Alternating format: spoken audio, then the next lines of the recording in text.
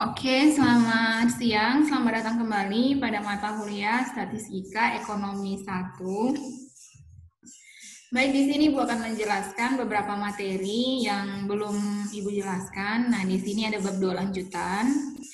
Nah, di sini ada tentang analisis data. Nah, Adik bisa lihat pengertian atau definisi dari analisis itu apa.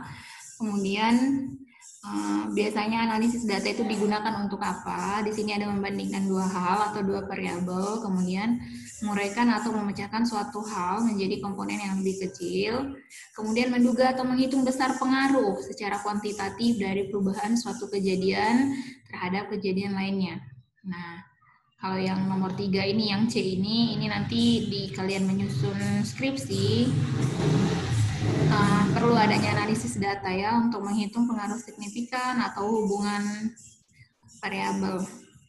Nah, ini ada contoh. Nah, terdapat dua karyawan yaitu A dan B. Dalam waktu yang sama, A mendapatkan hasil benda X sebanyak 150 unit, sedangkan B hanya 100 unit. Selisih hasil kerja A dan B adalah 50 unit, dan perbandingan kerja A dan B adalah 150 banding 100. Nah, dari data ini yang bisa kita analisa bahwa A lebih produktif dan berprestasi dibandingkan B. Karena hasil kerja A 50 unit lebih besar dibandingkan B, atau dengan kata lain, hasil kerja A 1,5 kali lebih besar dibanding B, atau lebih cepat begitu ya dia menyelesaikannya.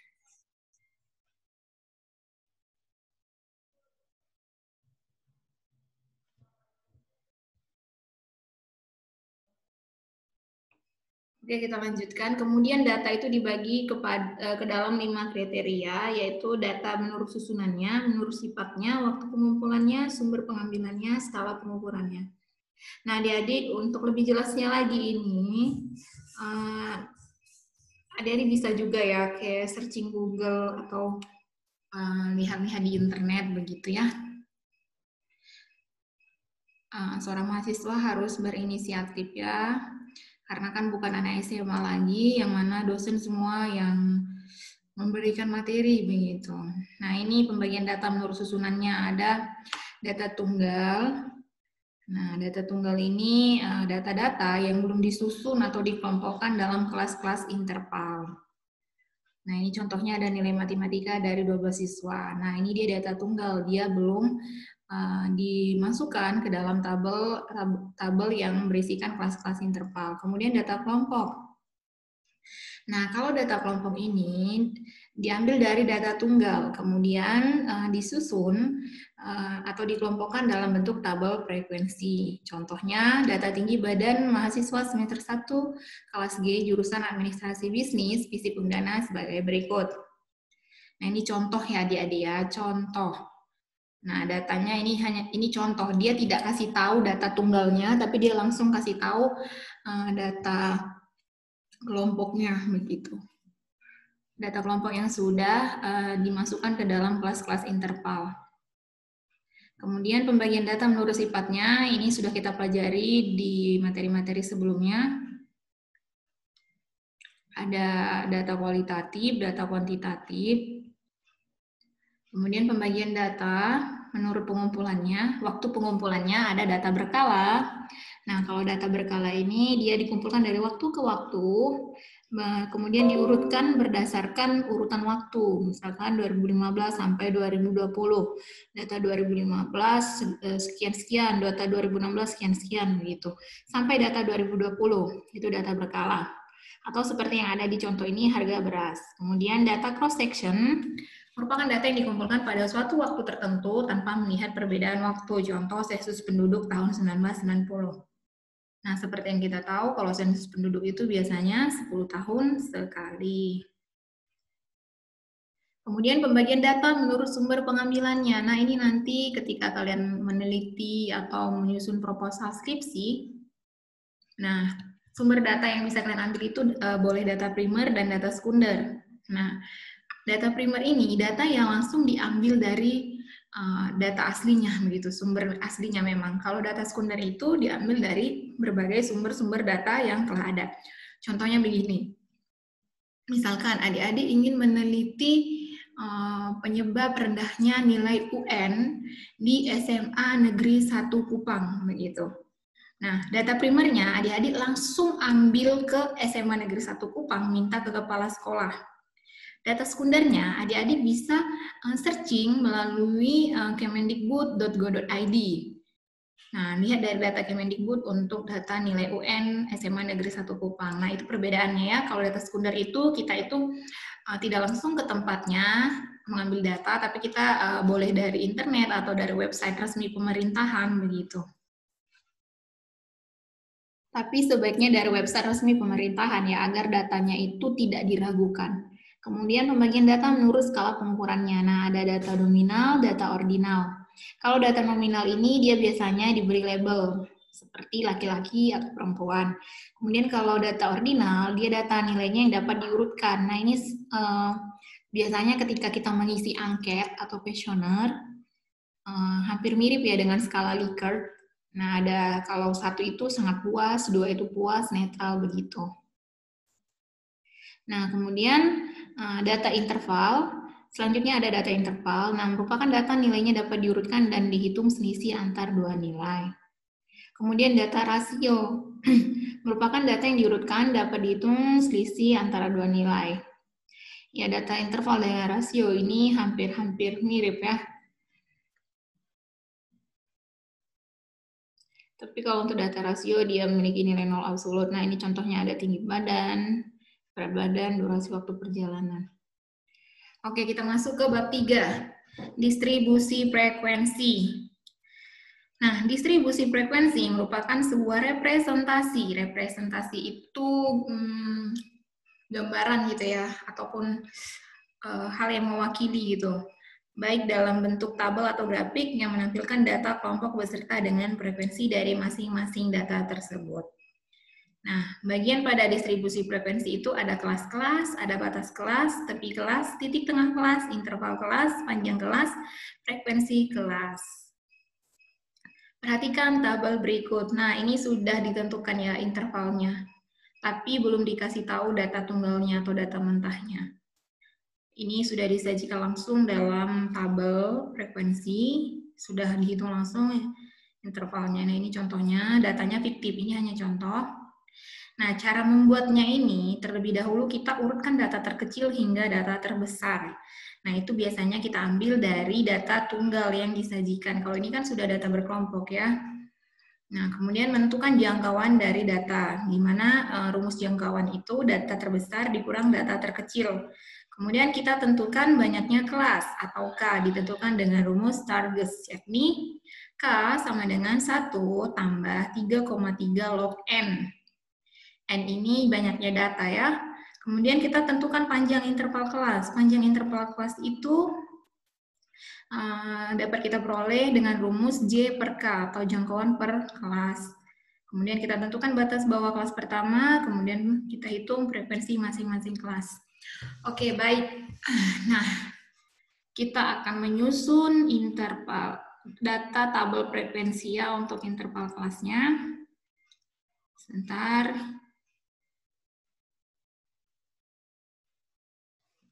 Oke, baik. Ini adalah contoh. Nah, ada contoh pertama itu, misalkan diketahui nilai ujian akuntansi keuangan menengah 1 untuk mahasiswa semester 3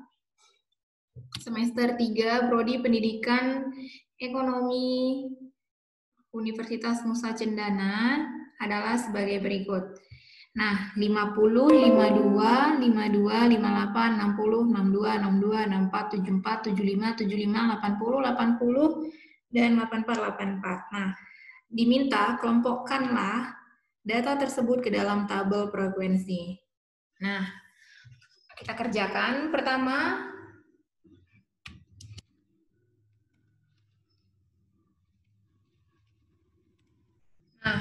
pertama kita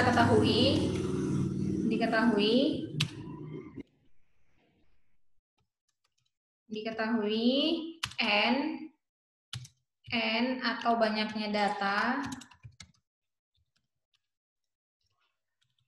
Cukup N saja ya, cukup adik-adik tahu N itu banyaknya data. Nah, banyaknya data itu ada berapa? 1, 2, 3, 4, 5. 1, 2, 3, 4, 5, 6, 7, 8, 9, 10, 11, 12, 13, 14, 15. Ada 15 ya. Nah, kemudian kita hitung jangkauannya.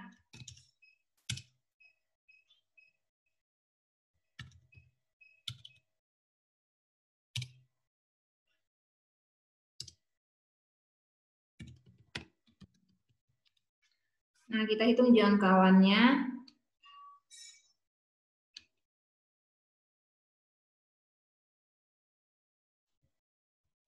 Nah, jangkauan ini dia kan rumusnya itu data terbesar dikurang data terkecil.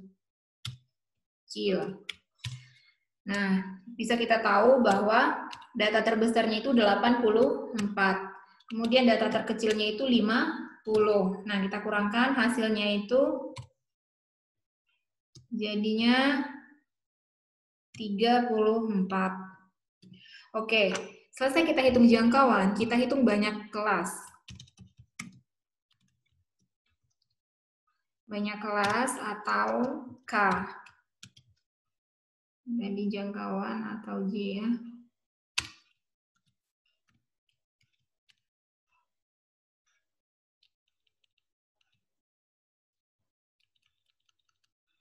Nah, seperti yang ada di slide modul itu, untuk menghitung banyak kelas atau K itu rumusnya 1 ditambah 3, ini rumusnya 3,3 log N. Log N. 3,3 log N. Nah, artinya 1 ditambah 3,3 log 15. Karena ada N-nya 15. Kemudian 1 ditambah, kita hitung 3,3 log 15 itu berapa? Bisa dihitung di kalkulator juga. Nah, 3,3 log 15 itu ada hasilnya 3,88. Nah, kita jumlahkan.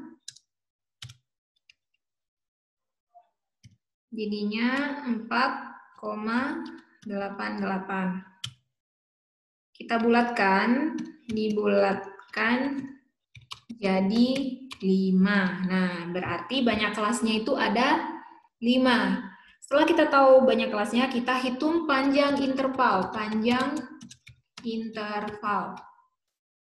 Nah, panjang interval ini dia punya rumus J per K. Atau J dibagi K. J per K atau J bagi K. Nah, J-nya kan 34 nih. 34 berarti 34 dibagi K. K-nya tadi nih 5. Nah, hasilnya 34 bagi 5 itu hasilnya 6,8. Nah, 6,8 ini bisa kita bulatkan jadi 7 ya. Kita bulatkan jadi 7. Maka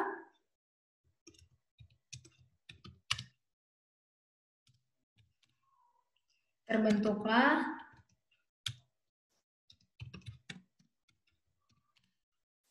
data kelompok yang disajikan dalam tabel frekuensi.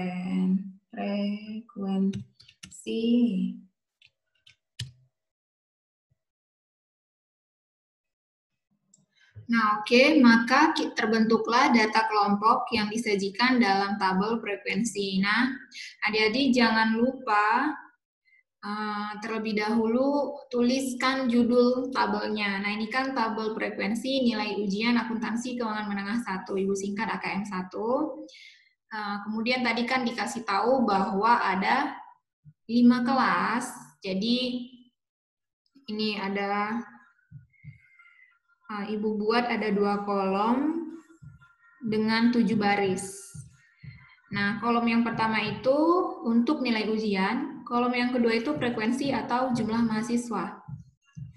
Nah, baik adik-adik, pertama kita buat dulu, tadi kan dikasih tahu bahwa nilai terkecil atau data terkecilnya itu 50. Aduh, maaf ya adik-adik, ini ada yang pasang musik kuat-kuat. Oke, baik adik-adik, di sini kita buat untuk batas terbawahnya itu data terkecil, yaitu 50. Pertama kita buat dulu yang batas-batas terbawah untuk setiap interval kelas. Jadi kita buat dulu batas-batas terbawah untuk setiap interval kelas. Nah, kan 50, kemudian tadi kan panjang intervalnya itu 7 ya. Jadi di sini kita buat 57. Kemudian 57 tambah 7, 64. Kemudian 64 tambah 7, 71. Kemudian 71 tambah 7, 78. Nah, kemudian kita buat. Nah, kalau misalkan seperti ini berarti dia hanya sampai 56. Karena batas terbawah untuk interval keduanya kan 57. Aduh.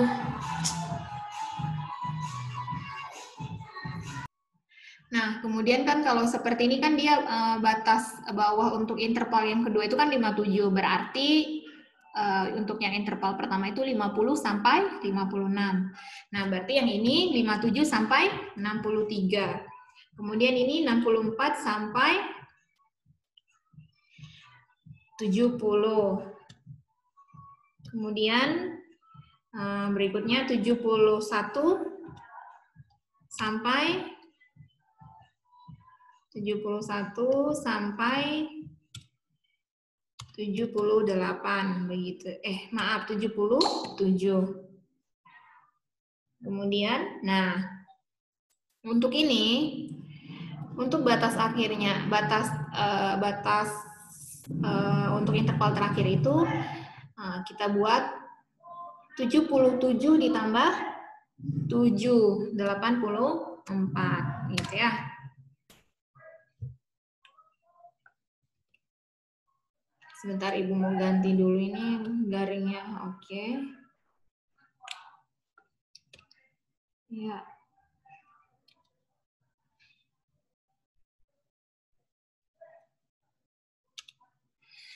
Nah, tadi kan 77. Nah, 78 sampai 84. Kenapa 84? Kita lihat batasnya ini kan 56 tambah 7, 63. 63 tambah 7, 70. 70 tambah 7, 77. 77 tambah 7, 84. Nah, kalau begini gampang ya adik-adik ya. Kebetulan ketemu dengan contoh soal yang dia perhitungannya itu gampang, sesuai.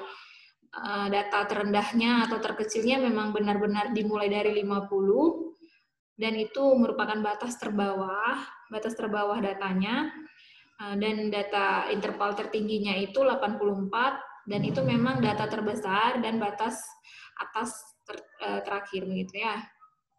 Nah, tinggal kita masukkan ada berapa sih jumlah mahasiswa yang nilainya 50 sampai 56.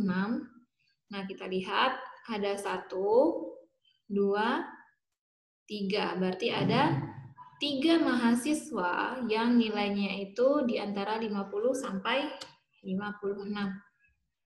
Kan ada 50, 52, 52. Berarti ada 3 mahasiswa yang dia itu nilainya di antara 50 sampai 56. Kemudian nilai mahasiswa yang 57 sampai 63 ada berapa mahasiswa? Mari kita lihat.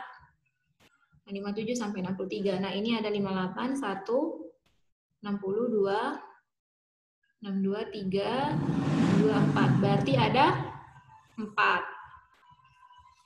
Nah, Adik-adik maaf ya kalau ribut, soalnya ini tetangga Ibu pasang musik kuat-kuat sekali. Kemudian kita masuk ke nilai ujian yang intervalnya 64 sampai 70. Nah, kalau 64 sampai 70 hanya ada satu. Hanya ada satu orang yang nilainya 64. Oke, kemudian kita lihat untuk yang intervalnya 71 sampai 77. Nah, ada 1 kan nilai 74, 2 75, 3 75. Berarti ada 3 orang. Ada 3 orang atau 3 mahasiswa. Kemudian untuk interval 78 sampai 84 ada berapa mahasiswa? Kita lihat ada 1, 2, 3, 4. Ada 80, 80, 84, 84. Berarti ada 4 mahasiswa. Nah, totalnya kita jumlahkan. Berapa totalnya?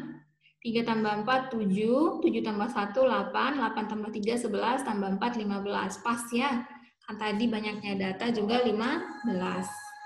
Nah, ini untuk contoh yang memang apa ya adik-adik tidak rumit. Ini contoh yang gampangnya ataupun mudah membaginya. Sebentar lagi Ibu akan bagikan contoh yang rumit, yang mana nantinya datanya itu tidak pas dibagi untuk setiap interval. Ibu akan lanjutkan di video selanjutnya.